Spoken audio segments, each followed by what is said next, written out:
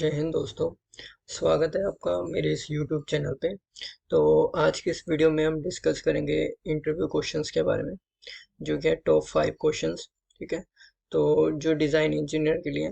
तो first part में हमने डिस्कस किया था कि जो फंडामेंटल डिज़ाइन फंडामेंटल के रिलेटेड था। तो सेकंड पार्ट में हम जो डिस्कस करेंगे ना, जो टॉप 5 क्वेश्चंस है वो हैं कैड एंड सिमुलेशन के रिलेटेड। ठीक है, तो इस रिगार्डिंग हम वो करेंगे। देखते हैं क्वेश्चंस कौन से हैं। जो पहला वाला पार्ट था उसमें हमने डिज़ाइन फंडामेंटल के बारे में किया था। अगर आपने अभी तक उस वीडियो को नहीं देखा तो आप मेरे चैनल की प्लेलिस्ट में जाके इंटरव्यू की, तो वहाँ पे जाके आप देख सकते हो। ठीक है, तो आज अभी हम डिस्कस करेंगे कैड एंड सिमुलेशन के रिगार्डिंग कि क्या क्वेश्चंस हैं जो इंडस्ट्री में पूछे जाते हैं इंटरव्यू के दौरान। ठीक है, तो वो देखते हैं हम वो कौन कौन से हैं। तो ये हमें शो हो रहे हैं क्वेश्चन। तो फर्स्ट अभी हमारे पास है कि what CAD software are you most proficient in and why do you prefer it over others. Means क्या कि कौन सा कैड सॉफ्टवेयर है जो आप बहुत अच्छा यूज़ कर सकते हो और आप प्रेफर करोगे दूसरों के लिए। अच्छा, इसमें क्या है कि मैं अपने अकॉर्डिंग इसमें बताऊंगा आंसर जो इसका है। ठीक है, बट जो आपको अच्छा लगता है कैड सॉफ्टवेयर जिसमें आप एक्सपर्ट हो, आप उसी के बारे में बताना इंडस्ट्री में जब इंटरव्यू हो। ठीक है, सेकंड है कि can you explain the difference between parametric and direct modelling in CAD. And जो थर्ड है वो क्या है, how do you approach design optimisation using simulation tools. कि डिज़ाइन को ऑप्टिमाइज आप कैसे कर सकते हो सिमुलेशन टूल्स के द्वारा। ठीक है, तो नेक्स्ट अब हमारे पास है how do you validate the results of FEA means finite element analysis simulation. कि आप रिजल्ट को वैलिडेट कैसे करते हो कि FEA के द्वारा। ठीक है, एंड जो फिफ्थ है वो है कि what is your experience with computational fluid dynamics means CFD simulation. ठीक है, तो इसमें जो व्यूज़ होंगे वो मैं अपने रिगार्डिंग बताऊंगा, तो आप अपने अकॉर्डिंग भी बता सकते हो, ज़रूरी नहीं जो मैं बता रहा हूँ सिर्फ वही आपने बताना है। ठीक है, तो आप जिस सॉफ्टवेयर पे वर्क कर रहे हो आपने उसी के बारे में बताना है। ऐसे नहीं कि मैंने अगर ऑटोकैड के बारे में बोला या सॉलिडवर्क्स के बारे में बोला तो आप वही बता रहे हो। ठीक है, जिसमें आप प्रोफिशिएंट हो आपने उसी के बारे में बताना है। ठीक है, तो वन बाय वन हम ये सभी डिस्कस करते हैं। तो फर्स्ट है हमारे पास what CAD software are you most proficient in and why do you prefer it over others. आप दूसरों के दूसरे जो कैड सॉफ्टवेयर हैं उन्हें उनमें से आप उसे क्यों प्रेफर कर रहे हो, ये कहने का मतलब है। तो आंसर ये है कि अगर मैं इसके बारे में सॉलिड वर्क्स के बारे में बता रहा हूँ कि मैं सॉलिड वर्क्स में प्रोफिशिएंट हूँ या एक्सपर्ट हूँ, मतलब कि गुड नॉलेज है। ठीक है, तो वो क्यों है उसके बारे में बताते हैं। कि क्या है, सबसे पहले कि इसका यूज़र इंटरफेस बहुत इजी टू यूज़ है एंड पावरफुल डिज़ाइन कैपेबिलिटीज़ हैं इसमें सॉलिड वर्क्स में। अगर मैं सॉलिड वर्क्स के बारे में बताऊँ तो in my experience SolidWorks offer wide range of tools and features that help streamline the design process. Means एक ही कंसिस्टेंसली अगर आप वर्क करना चाहते हो नॉर्मली तो आप इसमें इजीली कर सकते हो, and such as parametric modelling assembly management and simulation tool. क्योंकि हम इसमें क्या कर सकते हैं, पैरामीट्रिक मॉडलिंग इजीली कर सकते हैं, असेंबली मैनेजमेंट असेंबली को मैनेज करना असेंबल करना पार्ट्स को वो हम सॉलिड वर्क्स में इजीली कर सकते हैं। इसलिए हम सॉलिड वर्क्स को प्रेफर करते हैं। ठीक है, क्योंकि इसमें सिमुलेशन भी हम इसमें कर सकते हैं। I have found that it's capability with various files format. अब हम क्या कर सकते हैं, जो सॉलिड वर्क्स को हम डिज़ाइन करें कोई भी मॉडल। ठीक है, तो इसको डिफरेंट डिफरेंट फाइल फॉर्मेट्स में हम इसे सेव कर सकते हैं और अलग अलग तरह इसे हम यूज़ कर सकते हैं। ठीक है, तो क्योंकि इसलिए ये वर्सेटाइल चॉइस है डिज़ाइन के लिए। तो I could see myself continue to use SolidWorks as my primary CAD software due to its efficiency and reliability in the design process. तो मैंने सॉलिड वर्क्स को इसीलिए प्राइमरी माना है क्योंकि ये क्योंकि इस कैड सॉफ्टवेयर को मैं प्रोफिशिएंट हूँ। ठीक है, तो इसलिए मैं इसके बारे में बता रहा हूँ। अगर आप कोई और कैड सॉफ्टवेयर के बारे में प्रोफिशिएंट हो तो आप उसके बारे में बता सकते हो। नेक्स्ट है जो क्वेश्चन है हमारे पास सेकंड है कि can you explain the difference between parametric and direct modelling in CAD. तो पैरामेट्रिक और कैड मॉडलिंग और जो डायरेक्ट मॉडलिंग है कैड में वो क्या होती है, तो आपको इन दोनों के बारे में डिफरेंस बताना है। There are two primary methods for creating modifying 3D models in CAD software. First है पैरामेट्रिक एंड डायरेक्ट मॉडलिंग। तो पैरामेट्रिक एंड डायरेक्ट मॉडलिंग क्या, दो हमारे पास मेथड है पैरामेट्रिक के और डायरेक्ट मॉडलिंग, दो तरह से मॉडलिंग होती है कैड, ठीक है। Each method has its own unique advantage, दोनों की अपनी अलग अलग एडवांटेजेस हैं, पैरामेट्रिक के भी और डायरेक्ट मॉडलिंग के भी। तो अकॉर्डिंग टू यूज हम उन्हें यूज करते हैं, ठीक है। तो फर्स्टली अभी हम डिस्कस करते हैं पैरामेट्रिक। तो I like to think of parametric modelling as a more rule based approach to design. क्या है पैरामेट्रिक मॉडलिंग में, क्या कि रूल्स यूज होते हैं डिजाइन करने के लिए। In this method the geometry the model is driven by set of parameters and constraint, इसमें पैरामीटर्स कंस्ट्रेंट्स हम यूज करते हैं और इसमें रिलेशनशिप लगाते हैं, मतलब कि ये लिंक्स लगाते हैं। तो इसलिए ये बहुत प्रोफिशिएंट है parametric modelling. This means that any changes made to one part of the model will automatically update the related features. तो अगर आपसे कोई भी पैरामेट्रिक मॉडलिंग के बारे में पूछ ले तभी आपने ऐसे ही बताना है कि जब एक पार्ट में चेंजेस होती है तो दूसरे पार्ट में भी ऑटोमेटिकली फीचर्स के रिलेटेड ही चेंजेस हो जाती हैं, बट डायरेक्ट मॉडलिंग में ऐसा नहीं होता, ठीक है। Parametric modelling is particularly use for complex highly engineer design where precise dimensions and relationships between components are critical।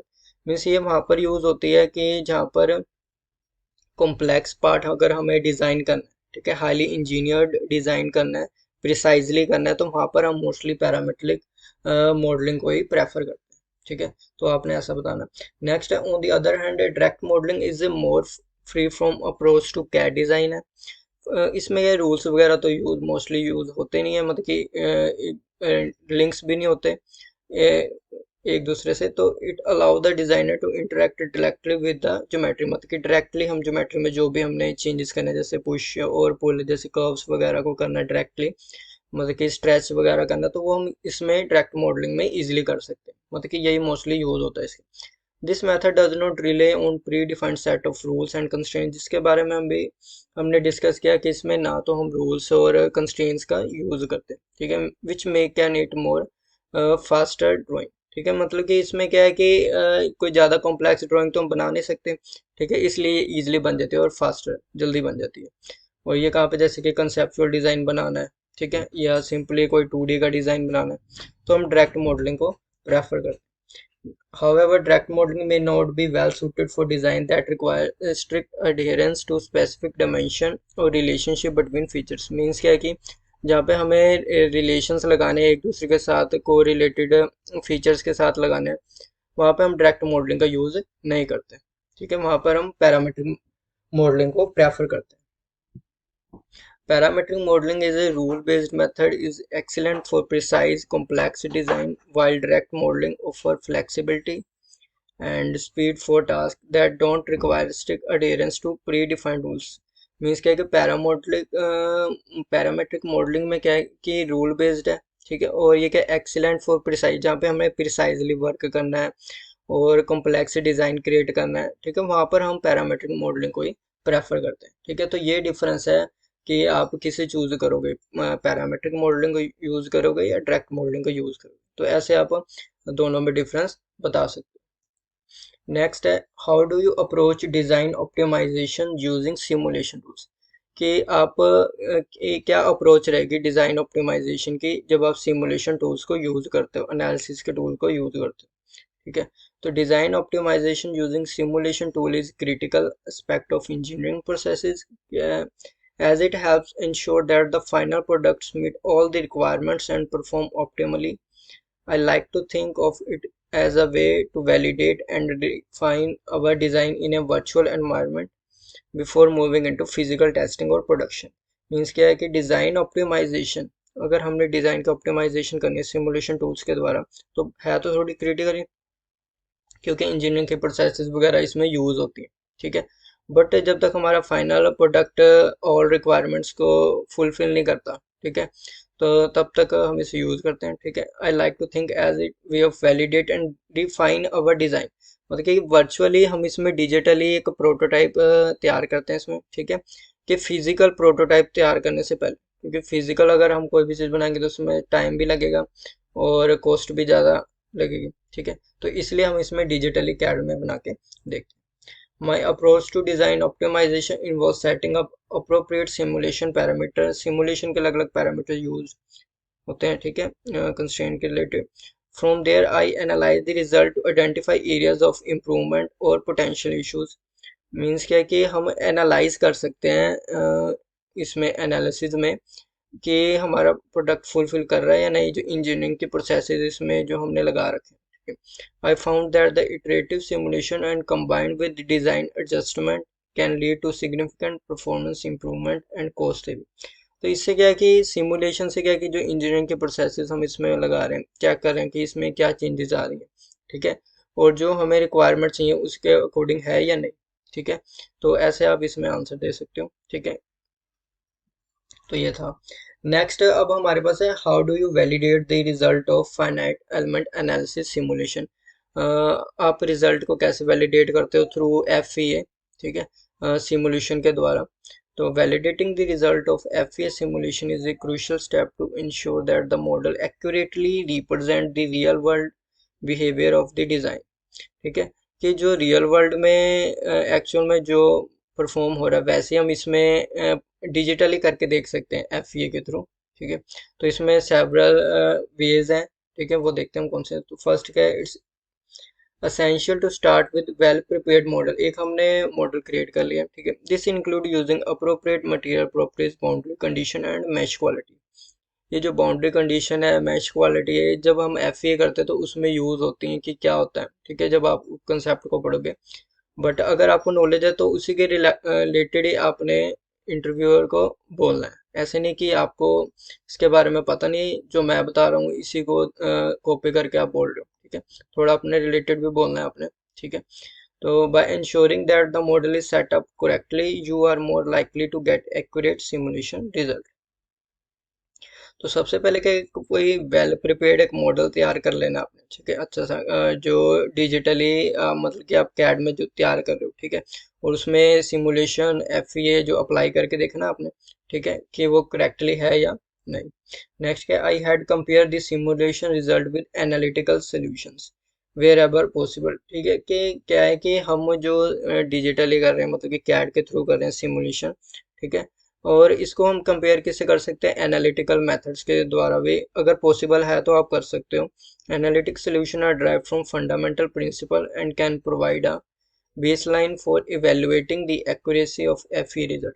जो एनालिटिकल मेथड होता है, आपने उसमें पढ़ा होगा FEA में कि 3 तरह के हमारे पास मेथड होते हैं, ठीक है। मतलब कि जो एनालिटिकल मेथड है, जो फंडामेंटल के रिलेटेड है, बेस है, ठीक है, वो उसके रिलेटेड रिजल्ट निकालते हैं, तो हम उससे कंपेयर कर सकते हैं। अगर उसके आसपास भी आ रहा है रिजल्ट तो हम इसे वैलिड मानेंगे, इस रिजल्ट को FEA, ठीक है। तो if the simulation result closely match the analytical solution, it is a good indication that the model is valid. इसके बारे में हमने अभी डिस्कस किया। नेक्स्ट है, another method is I use is comparing the simulation result with experimental data from physical testing. जो last one होता है वो तो हमारे पास हमें पता ही है कि एक्सपेरिमेंटल मेथड है, ठीक है, क्योंकि कॉस्ट इसमें काफ़ी ज़्यादा लग जाती है। तो इसलिए हमने यूज़ ही कैड का इसलिए करने लगे थे ताकि फिजिकली ना करना पड़े हमें, ठीक है। तो this can involve comparing stresses, strain and displacement values from the FEA simulation with those obtained during physical testing. मतलब कि जब हम किसी प्रोडक्ट पे स्ट्रेसेस, स्ट्रेन अप्लाई करके देखें कि उसमें क्या चेंजेस हो रही हैं, ठीक है, फिजिकली, तो वो हम उससे भी कंपेयर कर सकते हैं। If the result are in good agreement, it lends credibility to the accuracy of the simulation. मतलब कि अगर हमने सिमुलेशन को चेक करना है कि वो एक्यूरेट दे रहा है रिजल्ट के नहीं, तो हमें एक बार तीनों से चेक करना ही पड़ेगा, एनालिटिकल से भी और एक्सपेरिमेंटल मेथड से भी, ठीक है। तो ऐसे आप इंटरव्यू को बता सकते हो। Finally, it is essential to perform a sensitivity analysis to evaluate the impact of varying input parameters. The simulation result के बारे में अभी हमने डिस्कस किया, उसी के बारे में।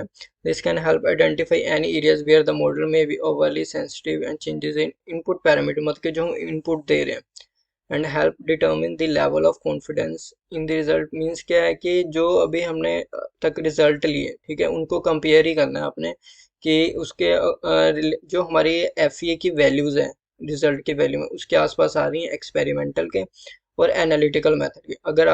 अगर उसके क्लोज ही हैं बिल्कुल, ठीक है, तो आप प्रेफर करो FEA को, ठीक है। तो आप ऐसे वैलिडेट कर सकते हो रिजल्ट को जो आपका FEA के थ्रू आ रहा है। क्लियर। नेक्स्ट जो अब हमारे पास है, what is your experience with CFD simulation. तो इसमें अपने बारे में बताऊंगा, एक्सपीरियंस के बारे में, ठीक है। आप अपने अकॉर्डिंग बता सकते हो, ठीक है। जरूरी नहीं जो मैं बोल रहा हूँ वही आपने बताना है, ठीक है। In my career as a design engineer I have had the opportunity to work on a several projects that required the use of CFD simulation to analyze the fluid flow and heat transfer characteristics of different design। मतलब कि CFD में क्या होता है, ये computational fluid dynamics में हम क्या हीट ट्रांसफर के बारे में, फ्लूइड ट्रांसफर के बारे में वो डिस्कस करते हैं कि क्या कैसे यूज। तो I have gained a solid understanding of the fundamental principle of fluid dynamics and how to apply them to various design challenges. कि डिजाइन डिफरेंट डिफरेंट तरह के होते हैं, तो उसमें हमने अप्लाई करके देखना है कि CFD के बारे में, ठीक है। I also become proficient in using CFD software such as ANSYS, Fluent and Autodesk CFD।